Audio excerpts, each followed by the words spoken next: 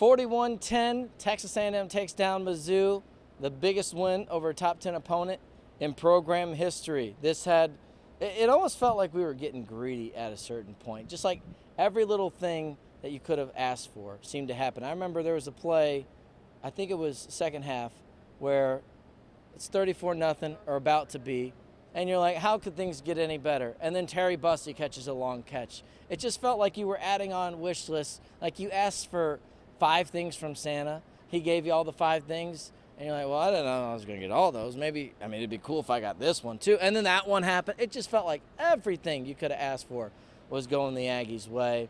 Bottom line, just start to finish dominance. Although I will say, we had the big, I think, pivotal play that kind of could have kept Mizzou in it. The should have been touchdown to Luther Burden that got called back for the penalty.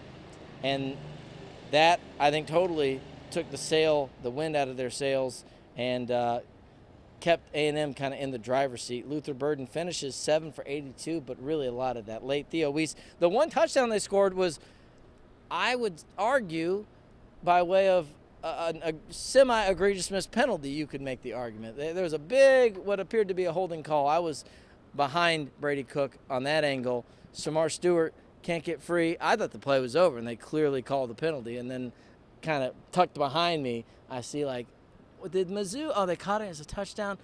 They're going to count it. And that's the only touchdown they get. So really, what did we say on the pecking order? What was I curious about? Is this A&M secondary legit? And in particular, especially with some social media shenanigans leading up to this game, the blanket, Will Lee, oh my goodness. The blanket was like a fortress. I felt like I was just had some hot cocoa, Christmas time. That was like the best blanket you could have asked for. He was fantastic, locking up these receivers, frustrating Luther Burden. The Aggies get the win over the Tigers. Just kind of looking through some stats here again. Initial post-game thoughts. We're going to have the highlights up later, by the way, extended highlights. Brady Cook, 13 for 31, 186, 1 touchdown. At the half, he was 4 for 12. Okay? Defensively, I believe I heard A&M was 6 sacks on the day. We were talking about it. The big game, the big one, was bound to come at some point, and it does today. So the Aggies, we see that. 6 sacks, kind of evenly dispersed amongst a lot of the defenders there for Texas A&M. Great day for the defense. How about the offense? Let's not bury the lead anymore. Connor Wigman is back. Shocker. I'm behind Inside Baseball. I'm getting ready to go on WTAW, a little pregame show here at Kyle Field. They relay to me that, hey, Mike Elko just told SEC Nation, if Connor Wigman, we're going to try to get him out there, and if he's physically able to go, it's the Connor Wigman show today. Floored. Because my assumption was if he is not even dressed for Bowling Green, or especially not even dressed for Arkansas, and you would think maybe there's a scenario where in an emergency you'd like to have him available if he's physically able to do it. So I thought, okay, he's nowhere close to being back. And if he is, he's still got to get some reps in practice for a game of this magnitude to feel confident going back to him instead of just using the bye week to do that. But you throw out Connor Wigman, 18 for 22, I believe 286. No touchdowns, but that's because another thing that we'll talk about, Le'Veon Moss was phenomenal. Amari Daniels, shout out as well. We saw 276. We saw Terry Bussey, your leading receiver, 76 yards on 3 grabs. Every one of them was a big play. He's a guy that's just scratching the surface, you feel like, in terms of taking off and really that high-end potential, making the move from 2A to SEC. That's going to be a transition for anybody, but he's starting to get his feet wet. Now, I think when they're practicing, they probably know where they want him to be. They want ball in his hands, offensive side of the ball. It is kind of interesting. I always say, I'm sure they would have just changed numbers, but, Reuben Owens was number 2. Can't have 2 number 2s on the field with how good Terry Bussey's been. I was wondering how that would have played out if Reuben Owens was still out there, but nonetheless, I think Terry Bussey, you'd have to get a new number, my guy, because you would not want to just limit him to times without Reuben Owens.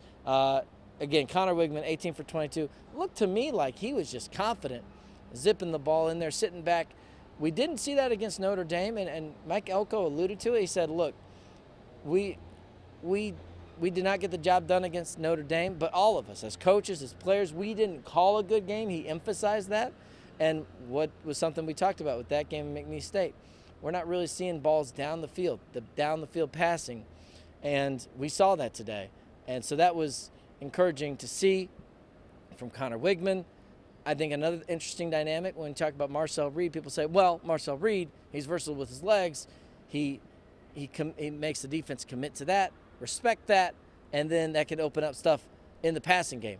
I would argue you get a little bit of vice versa effect with Connor Wigman. He can still make plays with his legs, but he can also throw the ball down the field to where the defense now has to respect that, and then that opens up things in the run game. So it's just as dangerous a weapon, in my opinion.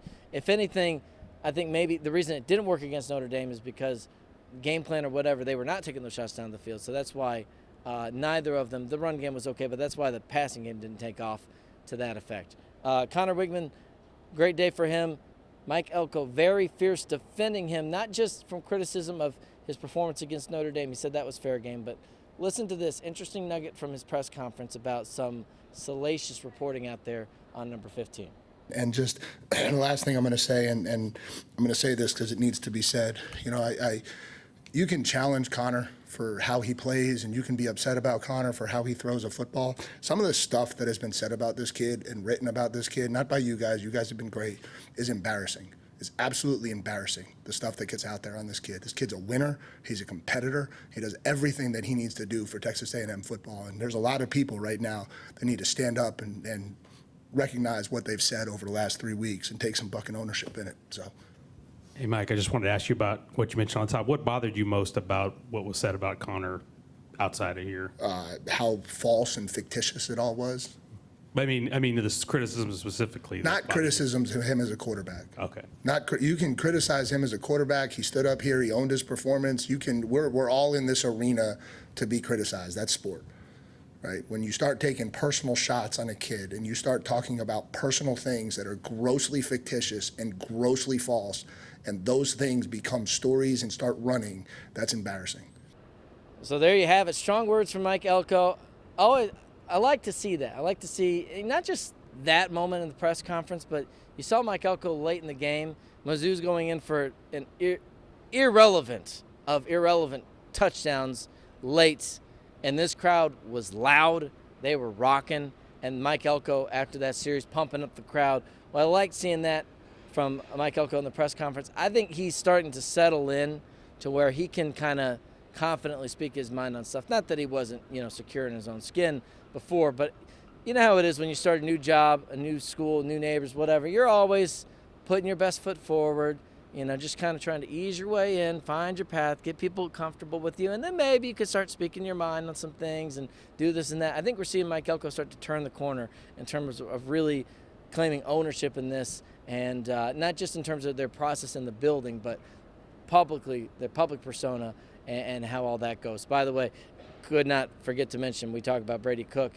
How about, man, I don't think I've ever seen, covering Texas A&M, a better atmosphere given what's on the line for the season and where the team is and how the team performed in the actual game. Alabama was cool last year, but you lose the game. LSU was cool 2 years ago, but you're 4-7 going into this game.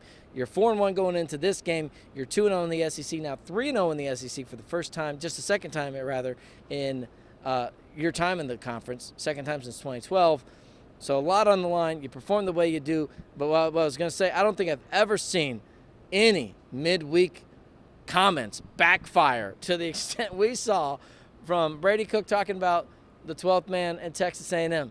Again, I think there's a kernel of truth in what he's saying, in that if you have music blaring right here, it's maybe super loud and similar to like this, but they were reminded of that time and time again. We had a couple triple Mobambas. We had his quote on the big screen.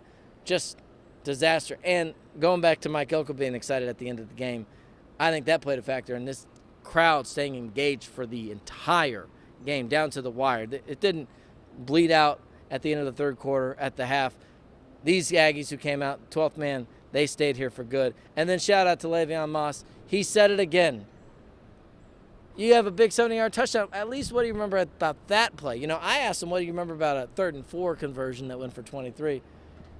Same answer today. He said, I know, I said it before, but I'm just being honest. When I'm out there, I'm just balling. Poetry. Poetry. Le'Veon Moss, 12 for 138, 3 touchdowns. We asked, could he maintain a high level of production with a higher workload? Somewhat fortunately, we didn't have to get the answer to that question because he had the high production, didn't need him to carry the day because you had Connor doing what he was doing in the pocket. But I think 11.3 average yards per carry, right around there. Great job from Le'Veon Moss. Great job by the Aggies. 41-10 win over Mizzou. Now they're off at Mississippi State. Texas A&M is primed to be in the discussion, if not winning the SEC, listen, one step at a time, but potentially making the SEC Conference Championship game.